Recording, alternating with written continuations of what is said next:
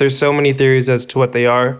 So I think kind of we could go through like my mentality with this. So we know for sure that government officials are coming on mainstream media and talking about this. And they're saying that these craft can outperform any American craft, any foreign craft. You know what I mean? For me, that's enough to say, well, there is something going on. Yeah, exactly. Who knows what it is, but that right there in and of itself is like, Same. And honestly, I would say this is even best case scenario just because of like how much I've looked into it. I think best case scenario would be that this is a false flag by the government to basically like hide our technological advancements. Really? I would say that just because, we'll go through the steps of it. Yeah, basically. Go through the steps, yeah.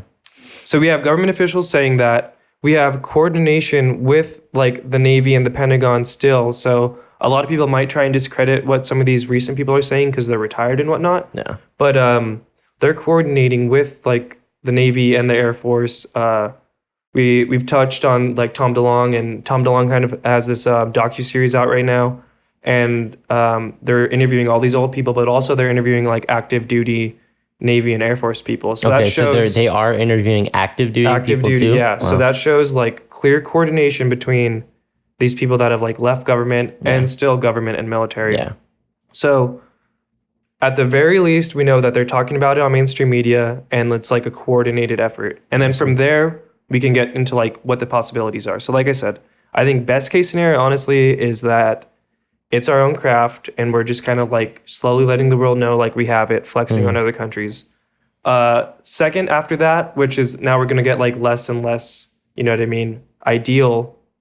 More into the conspiracy stuff. Is that it's a foreign government's craft and capabilities, which is scary. That is very scary. You know what I mean? So that's worse than it being our craft, obviously, that there's a foreign government, maybe China or Russia, that has like the capabilities to outperform our fastest craft. Just for some reference, I was about to say, like, while you're hitting on that, what are the performance specs of, like what they've actually seen, you know? So just for some reference, the fastest plane on the books right now for the U.S. government is the SR-71 Blackbird, which has been clocked at 5,000 miles per hour. Yeah, that's like towards the fastest. And these UFOs have been clocked according to like the data and stuff coming from this Pentagon program at 13,000 miles per hour. So more than double. Almost triple. Yeah, almost triple what we can do.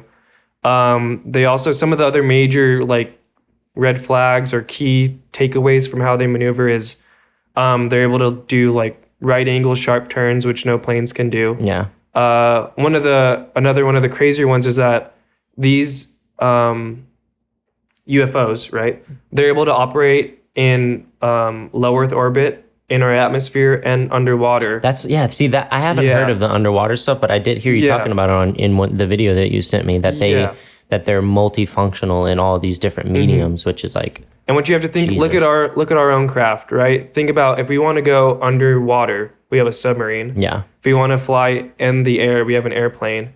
And if we want to go into space, we have like rockets, right? Yeah, and all three of those are completely totally different, built totally different.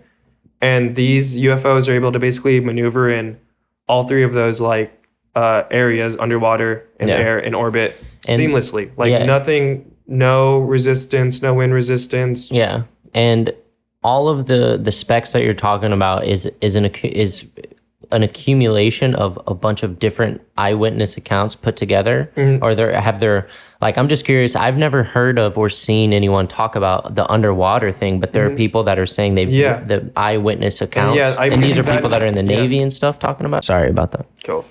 So Commander David Fravor was one of the pilots who, when that initial story of this Pentagon UFO program existing, there was a few basically like case studies or case examples of like UFO encounters. Yeah. And he had seen the UFOs operating underwater. And then Lou Elizondo, the guy who ran the program, has gone on and said that these craft can operate underwater. And a lot of other like independent like ufologists have said the same thing. Yeah. I think I saw a UFO. Oh, really? I mean, just like really like just side note. Yeah, no. When I was like maybe 12, I remember it was back in Texas, and this isn't legit. This is probably just some over-exaggerated memory, but I do remember like seeing something in the sky, and what was weird to me about it was how quickly it went from a completely standing still position and just shooting off. And it was so freaky. I like ran into my house and like told my dad, like, I just saw something. Like, it really freaked me out because it's such a weird thing to see something like that. You're so used to seeing planes and stuff the way they are. Anyway, just side note, like totally. I've thought about it ever since. It's a freaky thing. Yeah. And the funny thing is I've never had a UFO sighting at all, really. Yeah. Most of my interest in this whole subject comes from the credibility of other people who have had encounters. Which is good. I think that's a good thing that you're coming from that perspective. Yeah, I don't feel like I'm talking to aliens or UFOs or anything like that.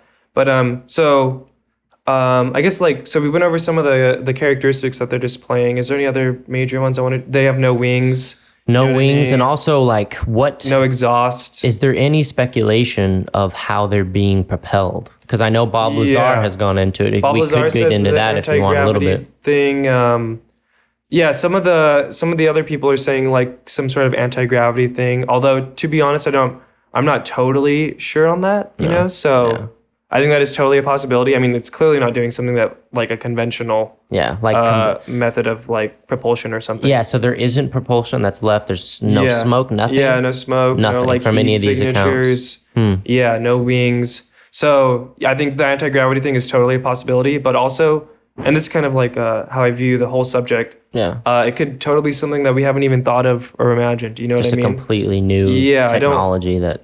I don't want to fall into the trap of like putting this into terms that make sense to me because it could be something new. And you'll see that in my channel. I rarely use the word alien. Yeah. Because I think there's a good chance they might not even be what we think of as aliens. Right. That's the perspective for some reason that I've always leaned to, and I have not done nearly as much research as you. I don't know nearly about, but for some reason I always lean toward, I do believe that there's something, and it's probably of Earth. It's probably technology that isn't from outer space. I have no idea, but for some reason, it just makes more sense to me logically that there's some technology, our government, hopefully, and that's what it is, that it isn't an alien type of thing. But I don't have no idea. What is your, like, I don't know if you even want to give your opinion, because I know you're trying to keep your channel very neutral, but what do you lean toward more with it? Okay, so I think if we continue back to where we were, we'll get into that like probably next. So we had said the second option was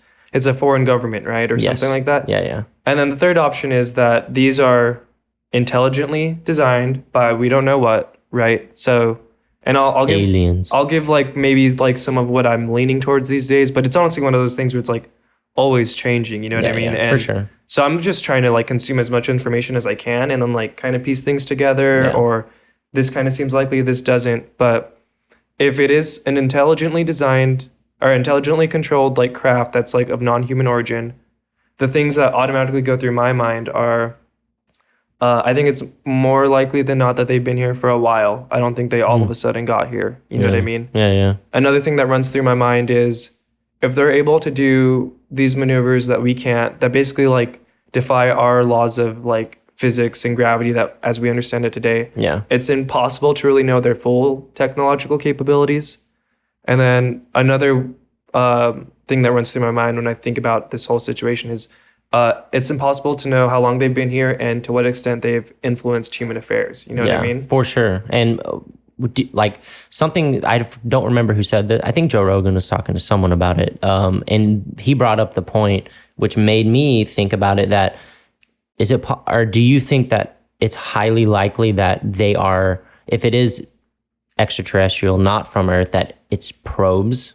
Yeah. You know what I mean? Because that's the thing that I always ask is, well, why would they come down? Why would aliens be in these things? Like if it is something from not here, it seems like they would send down probes like we do. We send probes to the ocean, we send our satellites to space. Like why wouldn't it be the same thing? Yeah, that's a big theory. A lot of people in the UFO community lean towards like the gray alien that you kind of see. Yeah, that's the most common. It's like almost like a biological robot. Yeah. In a way. Oh, really? Wow. Yeah, some people lean towards that and that's, you'll see that a lot of times from people coming from the extraterrestrial hypothesis, like these are from a totally another planet far away. Yeah. You know what I mean? So like it would make sense to like design some kind of life form that can endure like space and long travel and then just kind of relay information back. Yeah. It does make sense. I mean, that's what I would think. There.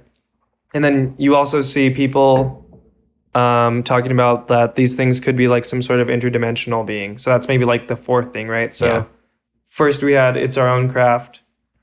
Second, we talked about it could be a foreign craft. Yeah. Third, it's we could talk about it being like an alien from another country, and then just not from or Earth. from another planet. Yeah. And then like fourth, it's some sort of interdimensional thing that we don't even understand yet. Yeah. And it's like us saying and attributing like little green men from another planet is us like putting into terms that make sense to us. Like Yeah, we for can sure. we can understand, we could look at our own history and think of like Christopher Columbus going to the New World and just like kind of one more technologically superior like culture interacting with another. Yeah. But who's to say it's not some sort of like, like I said, interdimensional intelligence that we Yeah. don't know. You know Yeah, what I mean? for And that's sure. where I'm at, and that's That and is I think that it's kind of where healthy. you're leaning toward? Well, I'm leaning towards where like I don't know really. Like I'm still in the boat that this could all be government disinformation. Really? You know what I mean? Yeah, for sure.